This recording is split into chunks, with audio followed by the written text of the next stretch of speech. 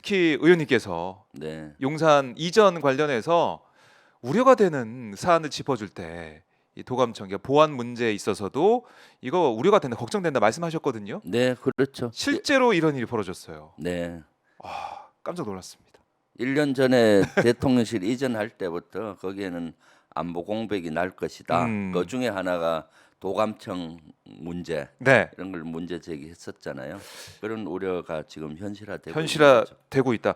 네. 그러니까 이게 이제 미국 CIA가 도감청 했다라고 네. 지금 뭐 이제 게임 뭐 이 앱이나 아니면 커뮤니티에서 올라와서 SNS에 퍼져가지고 보도까지 나온 상황인데 이게 우크라이나 관련된 내용이 좀 많은 것 같아요. 네. 네, 우크라이나 관련된 여러 가지 뭐 전략도 숨어 있는 것 같기도 하고 어떻습니까? 어떤 내용이 좀 담겨 있다고 볼 수가 있을까요? 네, 이번에 유출된 것의 주 문서는 네. 뭐 우크라이나 전쟁과 관련된 문서고요. 거기에 우리 대한민국과 관련된 것은 네. 우크라이나의 탄약 지원과 관련된 문제. 그러니까 미국이 탄약 지원을 요구를 많이 했었거든요. 네. 그래서 우리는 미국의 탄약을 지원하고 미국 탄을 우크라이나 지원하는 형식으로 지금 하고 있는데 네. 그런 대화 내용이라든가 대화 내용. 또는 그런 계획이라든가 네. 이런 것들이 미국에서 작성한 비밀 중 누설된 거 아니겠습니까? 그렇죠. 그 비밀 중에 문제가 되는 것이 아하. 한국의 안보실에서 이루어지는 대화 내용이라든가 네. 은밀히 이루어지는 이런 것들이 미국 정보기관에서 체크를 해서 보고서로 만들어졌지 않습니까? 네. 시긴트라고 해서 통신이라든가 이런 감청 정보를 도청 정보를 이용을 해서 이 네. 정보를 얻었다라는 출처까지로 명기가 되어 있어서 우리 대통령실이 도청을 당한 것 아니냐 이런 의혹에 지금 휩싸여 있죠. 네. 지금 이 문제는 우리나라만이 아니라 지금 세계가 발칵 뒤집혀 그러니까요. 있고 특히 워싱턴은 더 그런 것 같아요. 그리고 워싱턴 국방부 같은 데는 패닉 상태에 있다고 미국 언론들이 보도를 하고 있습니다. 그 정도로 파장이 아주 큰 문제이죠. 네, 큰 문제다. 그러니까 이 우크라이나 관련된 특히 우리나라 이제 안보실 내용, 대화 네. 내용, 김성한 실장 전 실장과 이문희 전 외교비서관 네, 대화 내용이 그대로 네, 고스란히 다 도청된 게 아니냐 이런 의혹이 있는 그런 보도인데 네, 문제는 보도된 그 내용만 네. 도청이 된 것일까? 어떻게 보면 합리적인 의구심도 가질 수 있는 거 아니겠습니까? 그것은 빙상의 일각이죠. 어, 예를 든다면은 예를 들어서 우크라이나와 관련된 정보도 수많은 정보 중에 그 이문희 외교비서관이나 김성한 실장가가 얘기했던 그런 것들 유의미한 정보는 수백 가지 중에 하나 이래 뽑아내는 겁니다. 예를 들면 우리가 중요한 사진을 찍을 때 한 100장 정도 찍으면 한두 장 작품 사진을 건지잖아요. 그렇죠. 정보도 그렇습니다. 네. 우크라이나의 정보만 해도 수백 가지가 있는데 유의미한 걸 그걸 건져낸 것이죠. 그리고 이것은 비단 우크라이나 전쟁과 관련된 정보가 이런 것이고 네. 나머지도 뭐가 지금 도청돼서 다 흘려나갔는지 알 수가 없잖아요. 그러니까요. 그래서 이것은 저는 빙산의 일각이다. 빙산의 일각이다. 라는 생각을 하고 있습니다. 네. 그래서 어떤 내용이 유출됐는지 이걸 네. 사실은 미국한테 우리가 얘기를 해서 네. 뭐냐 진상이 네, 물어봐야 되는 것 같은데 대통령의 입장은 또 그렇지 않은 것 같고 네, 미국이 동맹국을 상대로 불법 도청을 자행을 한 그런 의혹이고 네, 그걸 우리가 못 막았단 말이죠. 네, 그렇죠. 뚫렸네, 뚫렸어. 네, 뚫렸다고 볼 수가 있죠. 왜냐하면은 그 김성한 안보실장과 비서관끼리 한 얘기들이라든가 이것이 뭐 전화로 해서 그 흘러갔던 네. 또는 사람이 이런 대화를 했다고 사람을 통해서 흘러갔던 간에 이런 정보가 미국에 그 누설이 된 거 아니겠습니까? 네. 그리고 이 내용은 뭐 물론 차이가 있다라고 하는데 김성한 실장과 외교 비서관은 기억이 안 난다 뭐 이런 식으로 얘기를 하는 것 같아요 언론에. 예. 그런데 그 대화 내용을 보면은 대통령실의 구조를 너무나 잘 아는 인원이 그 대하에요. 그렇죠. 미국에서는 파악하기 어려운. 네. 예, 그렇기 때문에 저는 이러한 정보들이 도청을 통해서든 사르담을 통해서든 대통령의 정보실의 정보가 미국에 누출이 된 것이죠. 이것은 미국이 스파이 활동을 통했던 스파이라는 거는 사람을 통할 수도 있지만은 귀로 그렇죠. 듣고 감청도 하고 도청도 하는 거 아니겠습니까? 네. 그래서 이것은 사실은 미국은 우리 주권 국가에 대한 주권 침해 사항이고요. 우리 국내적으로 보면은 대형 안보 참사다라고 아, 저는 규정을 했습니다. 대형 네. 안보 참사다. 네. 그러니까 이렇게 이제 보안이 중요하고 안보가 중요한 상황. 네. 특히 대통령실은 경호처가 있으니까 네. 경호처에서 이런 것들을 다 대비를 하고 방비를 했어야 되는데 네. 이렇게 보면 여러 가지 뭐 책임 소재가 있겠지만 경호처의 책임이 크다 이렇게도 볼 수가 있겠네요. 그렇죠. 제가 알기로는 실제 이런 것들은 경호처 책임이에요.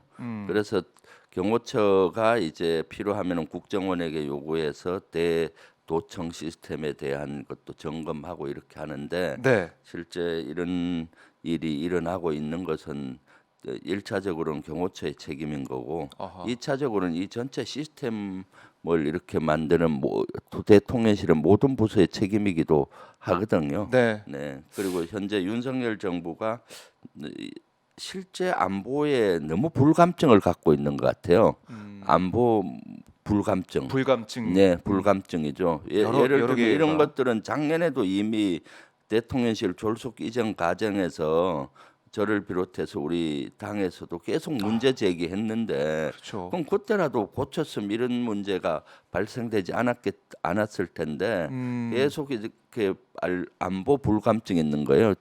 이상 없다. 안보 공백 없다. 지금도 이런 사항들이 일어나서 미국은 이것이 부인도 안 하고 실제 도청에 대한 부인을 안 하고 있잖아요.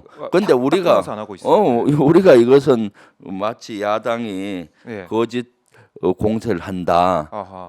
이거 한미 동맹을 흔들기 위한 자해 행위다. 이렇게 규정해 버리잖아요. 네. 우리 대통령실을 어떻게 그걸 그 짧은 시간에 확인했겠습니까?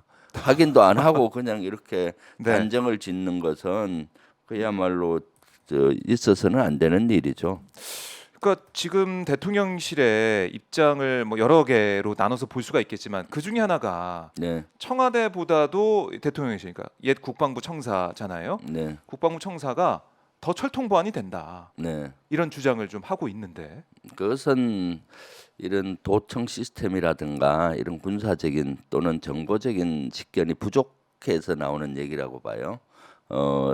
일단은 문재인 정부 당시에는 네. 도청했다는 의심은 있을 수가 있겠지만은 그런 팩트로 도청에 관계된 것들이 나온 게 없잖아요. 미국이 도청을 문재인 정부를 했다는 팩트가 나온 것이 그렇죠. 하나도 없어요. 지금 이런 상황이 다. 네, 네, 그냥 심정적으로 미국이 우방국이나 동맹국을 도청할 것이다라는 생각뿐이었지. 근데 이번엔 팩트가 나왔지 않습니까? 네. 그것도 이제 그 미국 언론을 통해서 또 실제 그런 문서들도 나왔고요. 문서들의 진위를 지금 따지고는 있지만은 네. 여러 가지는 사실인 것 같고 그러니까 이런 팩트가 이미 나왔는데 무슨 청와대와 비교를 한다는 건 말이 안 되는 것이죠. 아. 그다음 청와대와 비교한다고 손쳐도 네. 도청은 여러 방법으로 할 수가 있어요. 우리도 모르는 기상천외한 방법으로 할 수 있는 그럴 거고 수도 있죠. 일단 지상에서 하는 방법이 있고 네. 공중에서도 하는 방법이 있어요. 그런데 지상에서 하는 방법으로 따지면은 청와대 지역은 도청하기가 어렵습니다. 왜냐하면은 청와대 가까운 건물 지역이 어디입니까? 뒤에는 산이고 뒤에 산이라서 거기는 군부대가 쫙 배치가 돼서 네. 거기에 도청 장치를 도청하러 올라가기도 어려운 거고 거기 청와대 앞에는 또 어떻습니까? 경복궁이 있고 거기는 그렇죠. 또 규제가 돼 있어서 한 4층 이상 건물을 못 지어요. 그럼 그 밖에 결국은 거기 산다면은 미 대사관이라든가 네. 아니면 우리 큰 빌딩을 하나 뭐 한 동 한 채 빌려서 이렇게 한다든가 해야 되는데 거기도 거리가 또 멀거든요. 도청도 사실은 도청 장비를 안에 심기도 하고 심어놔도 이걸 받아야 되잖아요. 수신기가 그렇죠. 가까우면 밖에서. 수신기는 길하고 보면 됩니다. 아. 가까우면 잘 들리는 거고 멀면은 잘 못 들리는 거죠. 그래서 청와대 자체는 사실 그런 것들이 그 물리적으로도 어렵고 네. 또 청와대는 70년 후반에 박정희 정부 때 도청 문제가 있었지 않습니까? 그래서 그 이후에 지속적으로 보강을 했다고 해요. 아하. 그런데 이제 용산으로 이전하면서 네. 용산은 두 가지 측면에서 큰 문제가 있어요. 두 가지 측면. 하나는 위치적인 측면이잖아요. 대통령실이 국방부 건물로 들어갔는데 거기에 불과 100m 가까이에 담벽이 있는데 네. 그 담벽 너머에는 미군 기지가 있어요. 그렇죠. 미군 기지는 치외 복권 지역입니다. 음. 우리의 힘이 안 미치는 지역이에요. 그걸 알 수가 없는 거죠. 100m 가까이에서 감청한다고 마음을 먹으면 뭐 뭐든지 할 수가 도청한다면 할 수가 있는 것이고요. 네. 그 다음에 이제 대통령실이 들어간 국방부 건물 자체가 국방부가 있을 때 도감청에 대한 그런 시스템이 잘 갖추어지지 않아 있어요. 그래서 이제 대통령실이 들어갈 때 예. 급조도 2달 만에 들어갔지 않습니까? 그래서 그때 뭐 한다고 유리창에는 네. 그런 것들을 2층과 5층 그 당시 윤석열 대통령이 5층 먼저 들어갔잖아요. 맞아요. 그 다음에 2층 2층, 리모델링 50. 끝나고 네. 해서 2층과 5층을 우선적으로 창문에 대한 대도청 장치를 한다고 했었고 그 나머지는 했는지 모르겠어요. 그 당시 리모델링 할 때 국방위에서 가서 점검을 했었거든요. 맞아요. 현장 그때 이제 갔었죠. 보고를 받기로는 2층과 5층을 우선적으로 창문 위주로 한다.